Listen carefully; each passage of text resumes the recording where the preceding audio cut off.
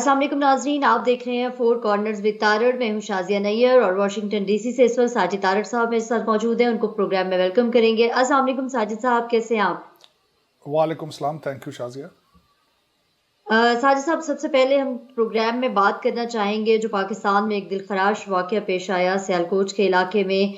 प्रियंथा कुमारा को जिस तरीके से बेईमाना तशद्दुद करने के बाद जला दिया गया, एक ऐसा वाक़या जो कि अभी कुछ दिन पहले नूर मुकद्दम वाला वाक़या यहाँ पर पेश आया था और उसका अभी जो दुख है वो कम नहीं हुआ था, तो ये एक और नया वाक़या जो है वो सामने आ गया।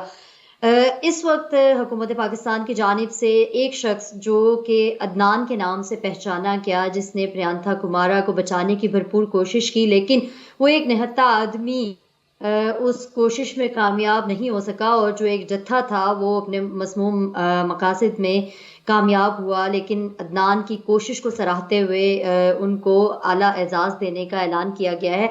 आप इस पूरे वाक़े के ऊपर क्या कहना चाहेंगे? शाजिया, इस वाक़े के ऊपर बहुत बहुत दफ़ा बड़े बड़े प्रोग्राम हो चुके हैं, बड़े बड़े आर्टिकल लिखे जा चुके हैं। मेरे ख्याल में ये वाकई बहुत बड़ी बात है जो इस बंदे ने इतना बड़ा स्टेप लिया और उन लोगों के सामने घबराया नहीं, डरा नहीं है, क्योंकि वो कुमारा साहब लोगों से डर के छत पे गए। छत पे जाके उन्होंने सोलर पैनल्स के नीचे छुपने की कोशिश की और उसके बाद ये मलक अदनान साहब, इन्होंने बहुत कोशिश की कि उनकी जान बचाई जा सके, लेकिन वो अनफॉर्चुनेटली नहीं हो सका। खान साहब ने अल्टीमेटली उस पर डैमेज कंट्रोल करने की कोशिश की। उनके दोस्तों ने उनको कहा कि ये जिस तरीके से मलक अदनान साहब को तमगा शुजात दिया जा रहा है, ये एक हीलिंग प्रोसेस का हिस्सा है, लेकिन मैं समझता हूँ कि इससे भी आगे जाना चाहिए। मेरे ख्याल में मेरी सारी ज़िंदगी में कोशिश करता रहा हूँ कि मिजरी में से अपॉर्चुनिटी निकाली जाए और उसको उसको जी। ज़्यादा उजागर करके चीज़ें कई हो सकती थी। जिस तरीके से या तो प्राइम मिनिस्टर साहब खुद डेड बॉडी के साथ श्रीलंका जाते, या फॉरेन मिनिस्टर्स डेड बॉडी के साथ जाते, या उसकी बीवी बच्चों के लिए कोई इस तरह का सिलसिला किया जाता ताकि दुनिया में मैसेज जाता कि this is not what we are. हमने पहले ही जिस तरीके से पीएलपी के साथ मुआहदे जिस तरह किए गए और एक सिग्नल दुनिया में गया है कि शायद घुटने टेक दिए गए हैं, और जिस तरीके से ना सिर्फ ये, और दूसरी स्टेटमेंट मेरे लिए सबसे ज्यादा हैरानगी वाली बात थी कि पीटीआई, जिसके सबसे ज्यादा सपोर्टर जो हैं वो अनएम्प्लॉयड पढ़े लिखे लोग थे जो तब्दीली चाहते थे, जिस तरीके से कंटेनर्स जब रखे गए इस्लामाबाद में, वहाँ म्यूजिक, और जिस तरीके से एक ओपन माइंडेड कॉन्सेप्ट जो है, वो एक इमेज बनाने की कोशिश की गई, और उसके बाद ये इन्होंने कहा कि पीटीआई टीएलपी के साथ अपनी सीट एडजस्टमेंट करेगी। तो ये दुनिया को मैसेज ये जो जा रहा है, इस पे कोई क्लैरिटी नहीं है कि गवर्नमेंट कहाँ खड़ी है, एस्टेब्लिशमेंट कहाँ है, क्या हो रहा है आगे, हम किस साइड पे जाना चाहते हैं, हम अफगानिस्तान बनेंगे, सोमालिया बनेंगे, क्या होगा। तो इस तरह के एक मैसेजेस थे, लेकिन उनको क्लैरिफाई करना लीडरशिप का काम है, अगर उनमें लीडरशिप की क्वालिटीज मौजूद हों। तो मेरे ख्याल में हीलिंग प्रोसेस एक तो ये था कि ठीक है, उस बंदे को रिवार्ड दिया। दूसरा क्वेश्चन अदालतों पे आएगा, और दूसरा क्वेश्चन जो है वो भी गवर्नमेंट पे आएगा, गवर्नेंस, कि उसको कितनी करार वाकई सजा दी जाती है लोगों को और कितनी स्पीडी दी जाती है। लेकिन जिस तरह आपने कहा है कि इसका रवाज पाकिस्तान में मौजूद नहीं है। मिशेल जो जिनका केपीके में हादसा था, उनको कोई इंसाफ नहीं बिल्कुल। मिला। मॉडल टाउन के लोगों को कोई इंसाफ नहीं मिला। कशमाला तारक के बच्चे ने दिन दिहाड़े इस्लामाबाद में आम सिविलियन, जिनको कहा जाता है ब्लडी सिविलियन, उनको मारा, और वो दंदराते फिर रहे हैं, और फिर कहा जाता है कि अदालतों के खिलाफ क्यों बोला जा रहा है, हालांकि दुनिया कह रही है कि 130 ममालिक में से आपका नंबर 126 है। तो ये एक बहुत बड़ा क्वेश्चन मार्क है, और हीलिंग प्रोसेस का हिस्सा होगा, बताना होगा कि हम कहाँ खड़े हैं और हम कहाँ जाना चाहते हैं। क्योंकि आप एक आम एक इस्लामी मुल्क नहीं है, आप वाहिद इस्लामिक एटॉमिक पावर हैं। दुनिया सिर्फ इसी वजह से इंटरेस्टेड है आप में कि आपके पास एटॉमिक बम है, आपका बॉर्डर चाइना के साथ है, आपका बॉर्डर इंडिया के साथ है। वरना अगर 73 साल में हमने कोई कोशिश नहीं की कि हम दुनिया में कोई अच्छा अपना मुकाम पैदा कर सकें। लेकिन आज इस दफ़ा जो आपको धचका पहुंचे आपकी गुडविल को, जिस तरीके से अब इंडियन लॉबी और यहूदी लॉबी इसको वाशिंगटन डीसी में और दुनिया के दूसरे जो दारुल खुलाफे हैं वहां पे इस्तेमाल करेगी आपके खिलाफ, आपकी पिक्चर ड्रा करेगी कि आप सोमालिया हैं, तो आप किस तरह डिनाई करेंगे? मेरे लिए खुद ये एक बहुत बड़ा इम्तिहान है। मैं वाशिंगटन डीसी में हूँ और मुसलसल यहाँ पे मैं रिपब्लिकन डेमोक्रेट इवेंट्स में बोलता हूँ।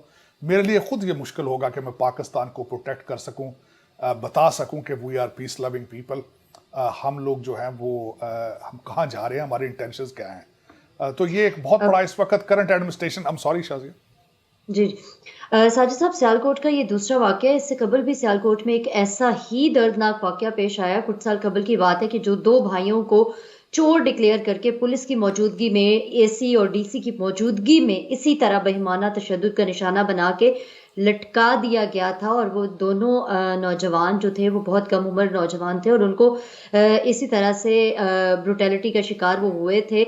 लेकिन मैं आपसे ये पूछना चाहूंगी कि जब तक मुल्जिमान को एक सख्त सजा नहीं दी जाएगी, कैफरे किरदार तक नहीं पहुंचाया जाएगा, पाकिस्तान में ऐसे वाकयात कैसे रुकेंगे? मतलब ऐसा क्या किया जाना चाहिए कि दोबारा इस किस्म के वाकयात ना पेश आए? और दूसरी चीज ये कि इस हालिया वाकये के बाद से ये खबरें भी सामने आ रही हैं कि ऐसी इंटरनेशनल कंपनीज जिन्होंने पाकिस्तान के साथ ट्रेड के मुआहदे किए हुए थे या जिन्होंने अपने ऑर्डर्स पाकिस्तान के साथ बुक किए हुए थे, वो काफी हद तक ऑर्डर्स जो हैं वो कैंसलेशन की तरफ जा रहे हैं और वो अपने ऑर्डर्स पाकिस्तान के साथ मजीद जारी नहीं रखना चाहते हैं।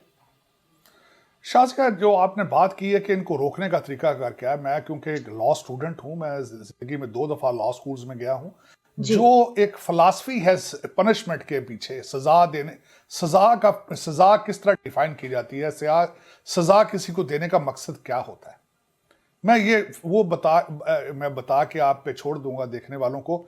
सजा देने का मकसद ये होता है कि जो कोई भी जो आदमी कानून को अपने हाथों में लेकर इस तरीके से बर्बरियत के साथ किसी के साथ इस तरह करता है, तो उसको इतनी सख्त सजा देनी चाहिए ताकि आइंदा सोसाइटी में अगर कोई भी वो उस तरह का जुर्म करने का सोचे तो 2 दफा सोचे कि इसके बाद मेरे साथ, मेरी फैमिली के साथ मेरे क्या होगा।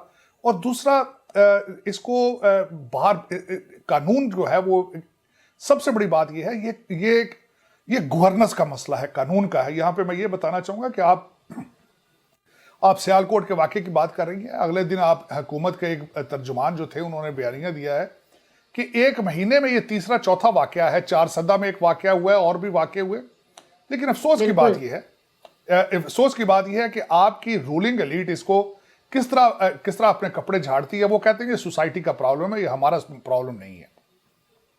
जब कसूर में बच्चियों को रेप किया जाता है, कहीं और पे बच्चियों को रेप किया जाता है, तो हमारी रूलिंग एलीट कह देती है ये सोसाइटी बड़ी गंदी है, इनके दिमाग गंदे हैं, ये सोसाइटी का प्रॉब्लम है, ये हमारा प्रॉब्लम नहीं है। लेकिन मैं ये बताना चाहूंगा, आप सोसाइटी से अबव हैं, आप दूसरे पाकिस्तानियों से अबव हैं, आप गवर्नेंस हैं, आप कानून बनाते हैं, आप कानून तोड़ते हैं, आप पाकिस्तान को रूल करते हैं। ये गवर्नेंस का मसला है। ये जब कुमारा साहब को उनके जिंदा उनको जब आग लगाई गई तो पुलिस खड़ी थी वहां पे, बिल्कुल, वो आपकी स्टेट खड़ी थी वहां पे, आपकी स्टेट देख रही थी वहां पे। और मैं और बात बताऊं ना, ये लोगों को पकड़ा जा रहा है, मैं ये इसकी लोकेशन बड़ी एक क्रिटिकल है जी। सियालकोट वजीराबाद रोड पे। मेरा मकसद, जहां पे एक पार्टी ने अभी कुछ ही दिन पहले एक बहुत बड़ा धरना दिया था और जिसके सामने स्टेट जो है वो घुटनों के बल हुई है, ये अब स्टेट की रिस्पॉन्सिबिलिटी है।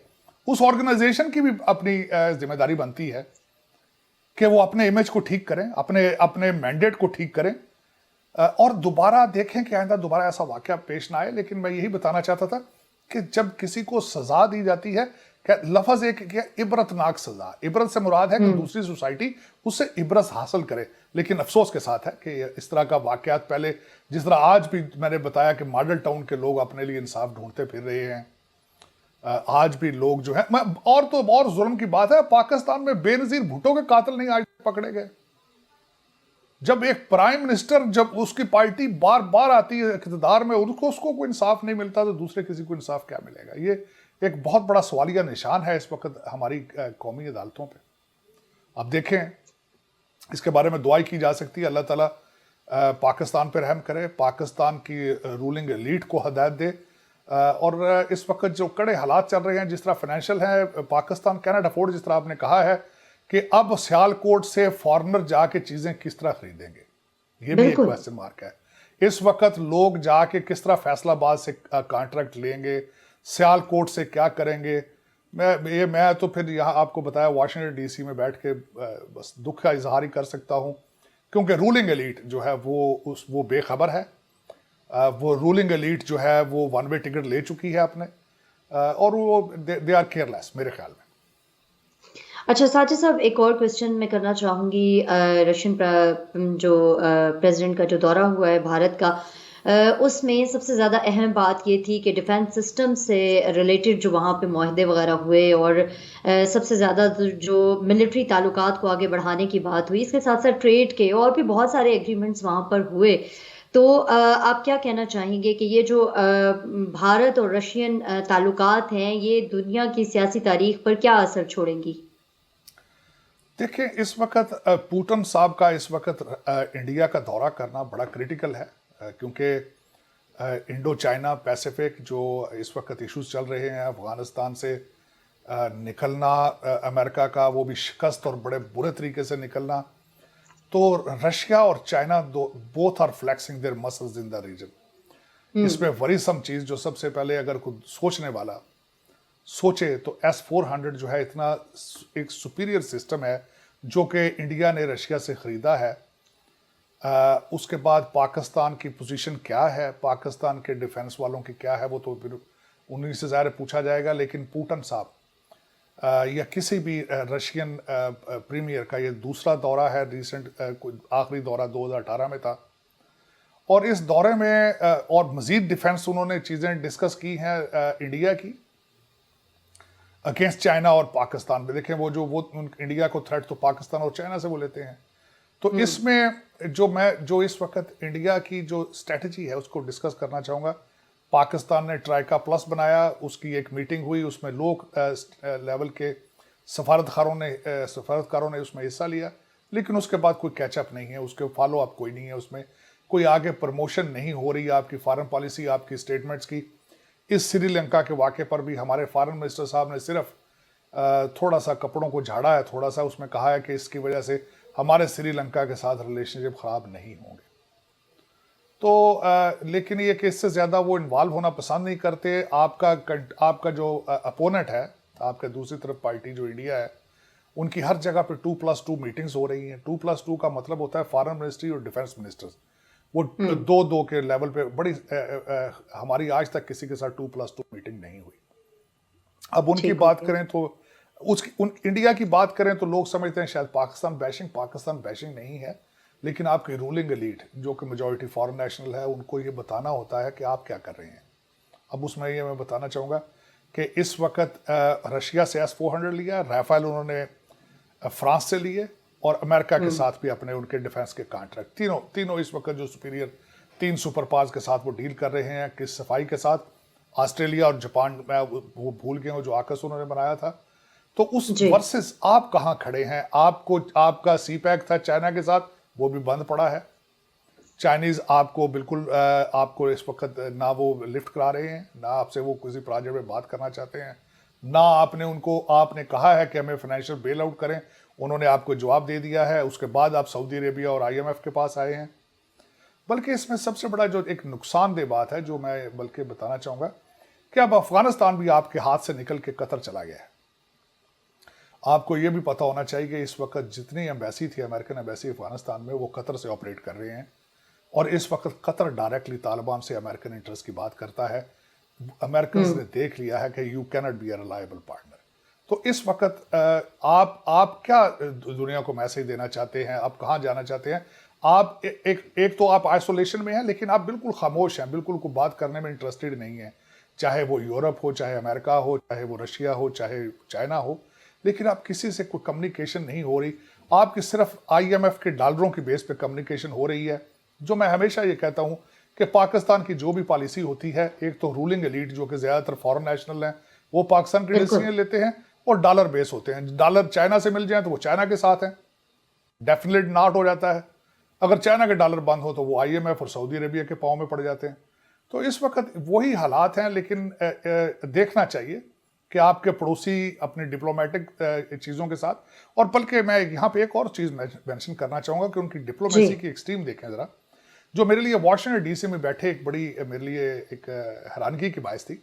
S-400 सिस्टम जो डिफेंस सिस्टम दिया था जब टर्की ने, तो टर्की भी नेटो एलाय भी है, और टर्की के ऊपर उन्होंने सैंक्शंस लगाई, लेकिन इंडिया को उन्होंने सैंक्शंस नहीं लगाए।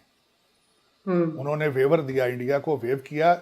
ये आप देखें कि अमेरिका किस बुरे तरीके से इन्वॉल्व है इंडिया के साथ। इस वक्त उनकी बिल्कुल हस्बैंड वाइफ वाली पोजीशन, कहते हैं ना, उनकी मैरिज इतनी स्ट्रांग है इंडिया और अमेरिका की कि आप सोच नहीं सकते कि इस वक्त टर्की को वो टर्की पे एम्बार्गो लगाते हैं, इंडिया को इग्नोर करते हैं। दूसरा, ह्यूमन राइट्स के हवाले से अमेरिका हमेशा उसको एक टूल यूज करता है। वो वीगर मुसलमानों के बारे में बात करेगा लेकिन कश्मीर के बारे में बात नहीं करेगा। और क्योंकि आप प्रेशर मेंटेन नहीं कर पाते, आप एक चीज को उजागर करते हैं, उस पर प्रेशर मेंटेन नहीं कर पाते। इस वक्त तो आप प्रेशर मेंटेन करने की पोजीशन में नहीं है, क्योंकि आप फाइनेंशियली इतने वीक हो चुके हैं। और खुद हमारे प्राइम मिनिस्टर साहब ने खुद फरमाया है कि इस वक्त हमारी इकानमी उस लेवल पे जा चुकी है कि हमारी national security is under threat. तो इन हालात में आप डिप्लोमेसी पे तवज्जो नहीं दे पाते, आप सर्वाइवल मोड में हैं, लेकिन आपके पास कोई ऐसा फार्मूला मौजूद नहीं है कि आप किस तरीके से सर्वाइव कर पाएंगे। अच्छा साजिद साहब, मेरा अगला क्वेश्चन इकॉनमी से ही रिलेटेड है कि हुकूमत सब अच्छा की रिपोर्ट कर रही है। गवर्नर साहब कह रहे हैं कि IMF ने अपनी शराइत के बदले में हमसे सब कुछ लिखवा लिया है। अपोजिशन इस वक्त कह रही है कि जो मुल्क की मुआशी सूरत हाल है वो इस कदर ख़राब सूरत हाल है उसकी कि अगर इसके ऊपर एक्शन ना लिया गया तो ये मुआशी बहरान मुल्क को ले डूबेगा। मैं चाहूँगी कि आप इसके हवाले से बताइए कि, और एक और चीज़ जो सबसे इम्पोर्टेंट है कि IMF में जो सेकंड सीनियर पोजीशन पर इस वक्त मौजूद हैं वो एक इंडियन है, और उनका काम ये होगा कि वो जो डेवलपिंग कंट्रीज़ हैं उनकी जो फंडिंग है उनको वो देखेंगी, और उनका ताल्लुक भारत से है। आपके मुताबिक के इस वक्त गवर्नमेंट में भी जो की पोजीशंस हैं वो भारतीयों के पास ही हैं। जो प्रेसिडेंट के आसपास के लोग हैं वो भी तमाम तकरीबन भारत से ताल्लुक रखते हैं। तो इस सिचुएशन में पाकिस्तान की क्या पोजीशन होगी, डेवलपिंग कंट्रीज खास तौर पर जो मुस्लिम कंट्रीज हैं उनका क्या मुस्तकबिल नजर आ रहा है आपको? मैं इस पाकिस्तान की इकानमी पे बात करने के इसी के साथ एक रेलिवेंट चीज़ जो है मुझे आज सुबह पता चली है कि इस वक्त हमारे फाइनेंस मिनिस्टर साहब सेनेट के इलेक्शन में अपनी सीट जो है वो उसमें बिजी हैं। इकानमी वो नहीं देख रहे, वो तो अपने इलेक्शन में बिजी हैं, लेकिन वहाँ भी उनको एक दुश्वारी का सामना है। उन्होंने अभी रिसेंटली अपना वोट सिंध से ट्रांसफ़र करके मर्दान का किया है, क्योंकि वो मर्दान से सेनेट को रिप्रेजेंट करेंगे, लेकिन उस पर इलेक्शन कमीशन को एतराज़ है। अब खुदा जानता है कि वो सेनेट में आ सकेंगे या नहीं आ सकेंगे। ये सबसे पहले बात बताना चाहता था इकानमी रिलेटेड। दूसरा, यहाँ मैं आपको बताना चाहता हूँ कि हमारे गवर्नर स्टेट बैंक उनकी और जो हमारे फाइनेंस मिनिस्टर हैं, इनकी दोनों में आपस में कहते हैं communication at the lowest level. उसकी वजह ये है कि माजी में हमारे जो थे गवर्नर स्टेट बैंक, वो एक बैंकर थे, और उस वक्त गवर्नर स्टेट बैंक हमारे फाइनेंस मिनिस्टर थे, और उनकी कुछ पुरानी रंजिशें एक दूसरे के साथ हैं, जिसकी वजह से दोनों की communication is on a lowest level, जिसमें ये नहीं देखा जाता कि कौमी मुफाद क्या है। इस वक्त दो लोग मुख्तलिफ डायरेक्शंस पे चल रहे हैं, मुख्तलिफ इंस्ट्रक्शंस की वजह से, इंस्ट्रक्शंस IMF की तरफ से चल रहे हैं। वो तो पाकिस्तान में उनका कोई इंटरेस्ट मौजूद नहीं है। 2 साल पहले तक उन्हें यही नहीं पता था कि पाकिस्तान की सिचुएशन क्या है। वो एक सर्टन असाइनमेंट अपने पीछे से अपने बॉस उनकी डायरेक्शन वाशिंगटन DC IMF उनको बताता है, तो वो उसी हिसाब से चल रहे हैं। इस वक्त मैं ये चाहूँगा कि आपके हर मिनिस्टर ने इकानमी के लिहाज से कहा था कि कंपेयर करते थे इंडिया के साथ, बांग्लादेश के साथ, दूसरे ममालिक के साथ।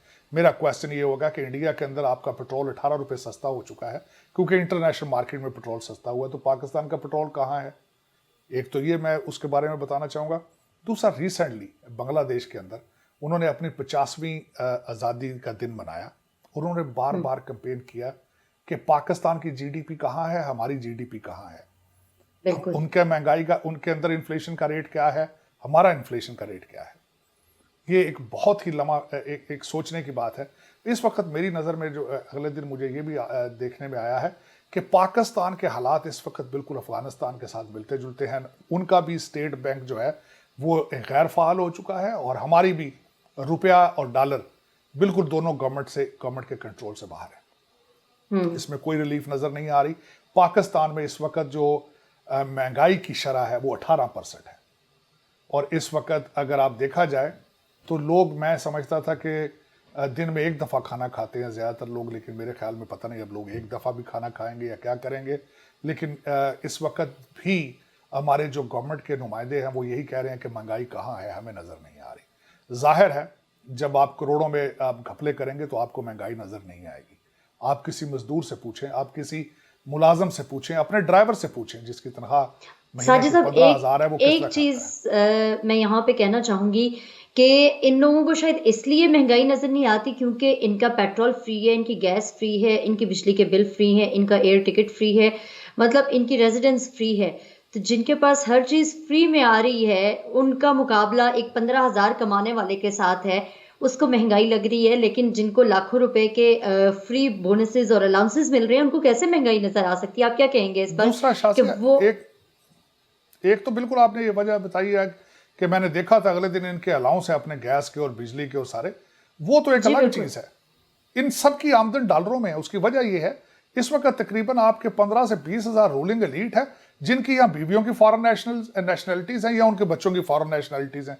उनके अकाउंट तो लंदन और न्यूयॉर्क में है, वो डॉलरों में इनकम है उनकी। पाकिस्तान से वो तनख्वाह पे थोड़ी चल रहे हैं। वो तो एक उनका अपना एक अलायंस है पाकिस्तान के अंदर, एक करप्शन का अलायंस है। उसमें सारे उस हमाम में सब नंगे हैं और सबकी आमदन डॉलर्स में है, उनकी आमदन रुपयों में नहीं है। रुपयों के साथ गुजारा करने वाला जो है वो चीख रहा है। इस वक्त आप पेट्रोल पंप जाते हैं तो आप थप्पड़ पड़ते हैं आपको, आप घी लेने जाते हैं तो आपको इलेक्ट्रिक शॉक पड़ता है आगे से। लेकिन हुकूमत के जो लोग मुझे ये बताएं कि इस वक्त पाकिस्तान के महंगाई या इन हालात के अंदर इशू आपकी इंपोर्ट का है। इंपोर्ट क्या होता है? आपकी प्राडो V8 गाड़ियां, ऑडी, BMW इंपोर्ट हो रही है और आईफोन इंपोर्ट हो रहे हैं, जो कि मैं समझता हूं कि जो कि सिर्फ लल्ले तलल्ले करने वालों का एक शुगल है। तो उनको महंगाई का तो वो बाकी उनके लिए महंगाई कोई नहीं। क्योंकि इस वक्त पहले मैं समझता था, मैं जब से पाकिस्तान से आया हूं, पहले लाखों में करप्शन थी, करोड़ों में आई। इस दौर में अब अरबों में है। अरबों में करप्शन वालों को महंगाई कहां नजर आएगी? बिल्कुल महंगाई उनके लिए नहीं है। लेकिन सड़कों पे देखें महंगाई के क्या हालात हैं, क्या होंगे। मेरा दिल उनके लिए रोता है कि जो 15 से 20 हजार रुपया महीने का कमाते हैं, 2 बच्चे हैं, कि वो क्या करते होंगे, किस तरह जिंदगी गुजारते होंगे। मुझे चीखें उनकी यहां सुनाई देती हैं वॉशिंगटन DC में, लेकिन इस्लामाबाद मेरा ख्याल साउंड प्रूफ है, वहां पे इन लोगों की चीखों की आवाज नहीं आती, ना आएगी मेरे ख्याल में। उसकी वजह यह है कि 40 अरब रुपए का जो एक करप्शन वजीर आजम फंड, कोविड का फंड जो था, 40 अरब रुपया वहां से गायब हुआ है। आपके अपने अकाउंट्स डिपार्टमेंट में अकाउंटेंट जनरल ने उसको रिपोर्ट किया। ये छुपाना चाहते थे, बताना नहीं चाहते थे, लेकिन IMF ने वहां से उसको निकाल के तो पब्लिक किया या लोग बाहर आई बात। लेकिन अभी तक किसी ने, आपके ऑडियो वीडियो पे तो बहुत आपके प्रोग्राम हुए हैं, लेकिन किसी हुकूमती अदारे ने, किसी इंसान ने 40 अरब रुपए की रसीदें नहीं रखी। नवाज शरीफ की रसीदें मांगते हैं, मैं कहता हूं मांगनी चाहिए, लेकिन 40 अरब रुपए की रसीदें भी तो चाहिए कौम को। 20-22 करोड़ लोग जो हैं वो जो मर रहे हैं भूख से, जो 200 रुपए के पेट्रोल को पहुंचने वाला है, 200 का डॉलर पहुंचने वाला है। आपका क्या ख्याल है, तोशा खाना या 40 अरब रुपया उनको भूल जाएगा वो? ये एक मजाक, अब मजाक बहुत हो गया मेरे ख्याल में। अब थोड़ा सीरियस होना चाहिए लोगों को। इन हालात में लोगों को बताएं कि क्या हुआ है। 40 अरब रुपए किसी की जेब में रह गए हैं या कहीं गिर गए हैं, तो बताएं कि वो कहाँ हैं। लोग सुनना चाहेंगे वो। मुझे खुद ख्वाहिश है कि रियासत मदीना में हज़रत उमर के दौर में 40 अरब रुपया जो है वो कहाँ गया है। मुझे भी ये शौक़ है, ख्वाहिश है, तजस्सुस है कि मैं भी सुन सकूं कि वाकई नहीं हम वाकई रियासत मदीना की तरफ तरक्की कर रहे हैं, उस तरफ जा रहे हैं। बहुत शुक्रिया साजिद साहब, आपने बहुत मुदल्लिल किस्म की गुफ्तगू की और आपका तज्ज़िया हमेशा की तरह बहुत जानदार था। और ऐसे तल्ख हकाइक बयान किए कि जो अगर वाकई में आला ऐवानों तक पहुंच जाएं तो मेरा ख्याल है कि पाकिस्तान की तकदीर बदल सकती है अगर इसके ऊपर अमल कर लिया जाए। अगले प्रोग्राम तक के लिए नाज़रीन हमें इजाज़त दीजिए, अपना फीडबैक देना मत भूलिएगा हमारे पेज पर। अगले प्रोग्राम में हम कुछ और टॉपिक्स के साथ हाजिर होंगे। तब तक के लिए मुझे और साजिद तारिर साहब को इजाज़त दीजिए। अल्लाह हाफ़िज़। Thank you Shazia. मैं आखिर पे एक थोड़ी सी बात ऐड करना चाहूंगा कि अभी जी जी। रिसेंटली आज एक मैंने बड़ी इंटरेस्टिंग बात देखी सुनी। खान साहब हमेशा कहते रहे ऑक्सफोर्ड से कैम्ब्रिज से पढ़ के गए हैं, उन्हें पता है कि कौम तरक्की किस तरह करेगी। आज मैंने सुबह जावेद चौधरी साहब का आर्टिकल पढ़ा। उन्होंने वहाँ पे कारी मौलाना बशीर कादरी साहब की नॉन प्रॉफिट ऑर्गेनाइजेशन के बारे में उन्होंने बात की। उसमें लिखा उन्होंने, मुझे नहीं पता था कि इस वक्त जो अपना गाहें खान साहब ने बनाई हैं उसमें भी जो खाना है वो मौलाना बशीर कादरी साहब की ऑर्गेनाइजेशन उसको देती है, लेकिन क्रेडिट जो है वो पीटीआई लेती है। लेकिन एक बात जो मैं खुद चाहता हूं कि मैंने फ्यूचर में वो पाकिस्तान जाके करूंगा अगर अल्लाह ताला ने मुझे इजाज़त दी, तो वो ये थी कि उन्होंने एक आईटी इंस्टीट्यूट बना रखा है जिसमें से अब तक तकरीबन 75,000 पाकिस्तानी बच्चे उसमें से तालीम ले चुके हैं। उनका तरीकाकार क्या है कि वो तालीम कंप्यूटर की देते हैं, उस बच्चे को लैपटॉप देते हैं और एक छोटी सी जगह ऑफिस की अपने इंस्टीट्यूट में दे देते हैं, और जब तक वो बच्चा $1,000 महीने का कमाना शुरू कर देता है तो उससे ऑफिस वापस ले लिया जाता है। मैं समझता हूं खान साहब ने पनाहगाह तो खोल ली उनके आइडिया से, लोगों को फ्री फूड पे तो लगा दिया। खान साहब ने उनके आईटी के मॉडल को कॉपी क्यों नहीं किया? इस वक्त 75,000 मछली पकड़ना क्यों नहीं सिखाया? 75,000 लोग जो थे, जो इस वक्त पाकिस्तानी बच्चे $1,000 मिनिमम वो महीने का कमाते हैं उस लैपटॉप की वजह से, खान साहब वो नहीं दे सके पाकिस्तान को। एक तो मैं ये बात बताना चाहूंगा, लेकिन आखिर पे मैं एक और चीज बात बताना चाहूंगा जी। कि इस सियालकोट के वाक़े और दूसरे वाक़यात की वजह से मैंने अगले दिन एक फ़िलासफ़ी की बुक पढ़ रहा था, तो एक बहुत बड़े फ़िलासफ़र हैं, प्लेटो उनका नाम है। तो उनकी एक चीज़ मेरे नज़र से गुजरी। उन्होंने कहा सबसे पहले अपने आप को फ़तह करो। अपने आप को फ़तह करने का मतलब क्या था कि अपनी बुरी आदतों को उनको ख़त्म करो, उनको फ़तह करो, अपने गुस्से पे कंट्रोल करो, अपनी नफ़रत पे कंट्रोल करो, और किसी चीज़ भी एक्सट्रीम, चाहे आप सिगरेट नोशी कर रहे हैं उसको फतह करने की कोशिश करें। दुनिया फतह बाद में करें, लेकिन अपने आप को फतह पहले करें। जो सियालकोट में भी हुआ है वो एक एक्सट्रीम थी, एक पैशन की एक्सट्रीम थी। तो सोचना चाहिए। लोग आज इस दौर में दुनिया में जानवरों के साथ भी इस तरह का सलूक नहीं करते। मैं इसी के साथ आपसे इजाज़त चाहूँगा। अगले हफ्ते तक पाकिस्तान जिंदाबाद। Thank you so much. अपना बहुत ख्याल रखिएगा। अल्लाह हाफिज़।